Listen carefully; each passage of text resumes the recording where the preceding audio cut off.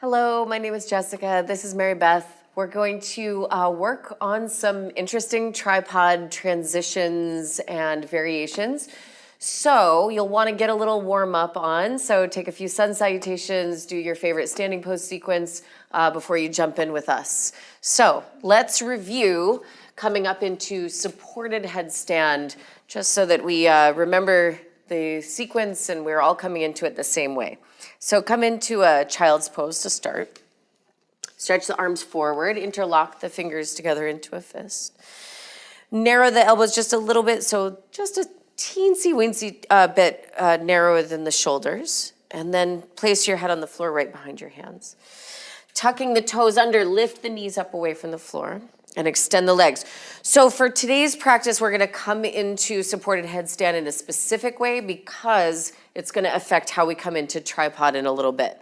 So bend one knee into the chest, and then squeezing that knee into the chest, squeeze the second knee into the chest.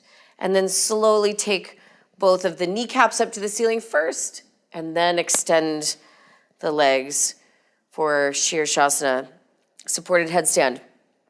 So you'll wanna have, you wanna have a little experience balancing in your headstand before you move into the next part of the sequence.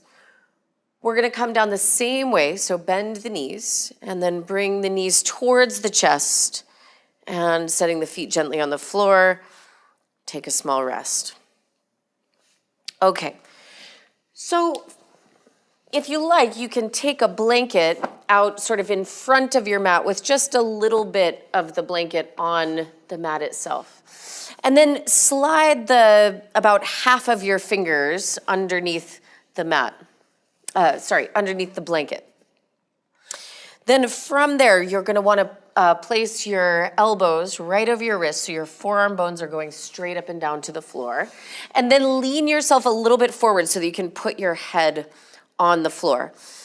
Now, if you were to look down at yourself from a bird's eye view, you would want the part of your head that's on the floor and your two wrists to make like an equilateral triangle. So you want equidistant between those 3 points. Then tuck the toes under, lift the knees up away from the floor, and walk the feet in a little bit.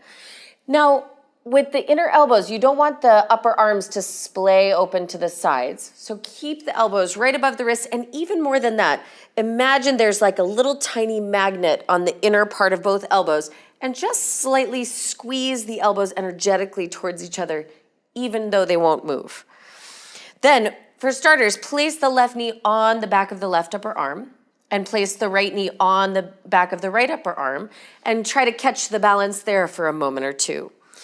From there, you can squeeze both knees into the chest, and again, rotate the knees up to the ceiling and unfold the legs. Great. And then we're gonna come down the same way we came up. So bend the knees first, then knees to the chest, then place the knees on the backs of the upper arms and set the feet down on the floor. So that's a great sort of intermediate stage for working up into your tripod. Pretty soon you won't necessarily need to put the knees onto the backs of the upper arms in order to come up. In fact, let's show that transition sort of without needing to place the knees on the upper arms. Walk the feet in, and then if you want to skip the step of placing the knees on the backs of the upper arms, you can just take the legs right on up into your tripod, hold for a few moments, and then take them right back down. Good. Mary's been practicing a while and has an excellent tripod headstand, so even if yours doesn't look like that today, don't worry, keep practicing. So the next place that you might encounter a tripod transition is in our straddle forward fold. So go ahead and stand up and turn to face the side. Open the feet wide apart. Now again, we're gonna take our blanket here. If you like the blanket, otherwise you can take it away. You don't have to use it. So hands on your waist, lift up the chest, and then fold all the way forward, hands to the floor. Good. So, if the head is able to come all the way down to the floor, then what we're gonna practice first is we're gonna practice shifting the weight forward and lifting the heels up. Don't let the feet leave the floor yet. and then shift the weight back into the heels. So you can practice just shifting the weight forward into the head and the hands as the heels lift up, and shifting the weight back and shifting the weight forward. And as you shift the weight forward, actually you'll feel the muscles of the legs start to activate and become strong. And then when you feel like the next thing the legs want to do is lift up, you'll go ahead and lift them up.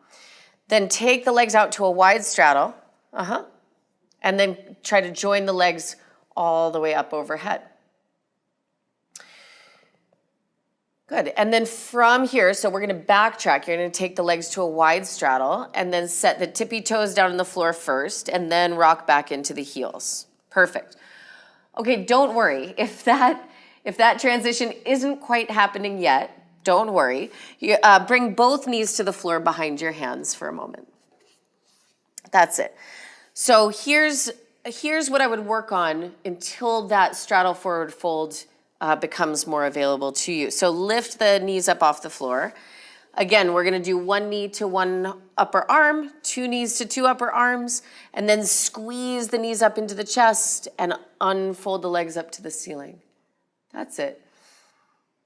Now coming back down, we're gonna add something a little bit so that you can work on that straddle. So bend the knees into the chest. One knee to one upper arm, two knees to two upper arms.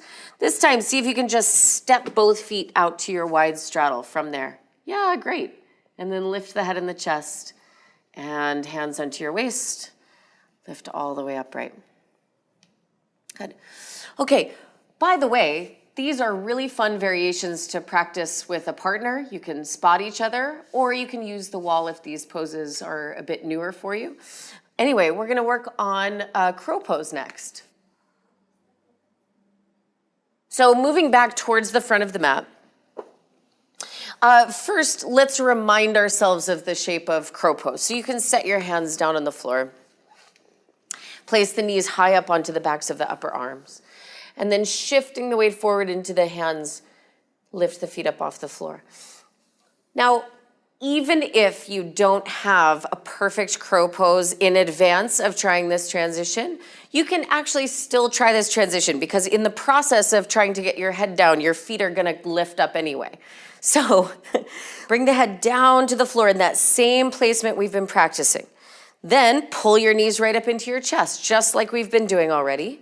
And unfold the legs up into your tripod headstand. Great. Bend the knees into the chest, and again, bring the knees out around the upper arms. So here's the tricky part. You're gonna push your hands down into the floor and lift your head up, crow pose. Even if you only hold it for a second, it's fine. And then release down. Good. Okay. Spectacular. Let's remind ourselves of what a side crow feels like. So you can swing your knees over to the right side, hands onto the floor. Get those knees high up onto the backs of the upper arms and shift the weight forward into the hands. Super.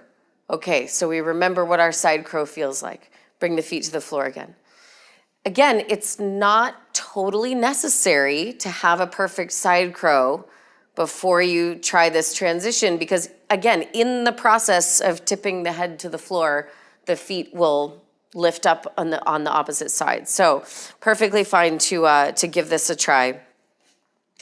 Okay, come into the side crow again. Beautiful. So from there, bring the top of the head down, and then pushing the hands down, lift the knees into the chest first, and then lift all the way up. Good, good. This is why it helps to have a friend.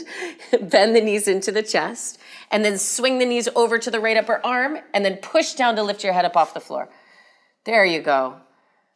Awesome. Okay, release down. Okay, so we have some fun transitions to try. We have some fun things to try with a friend. I hope these are fun and helpful to you. Thanks so much for tuning in.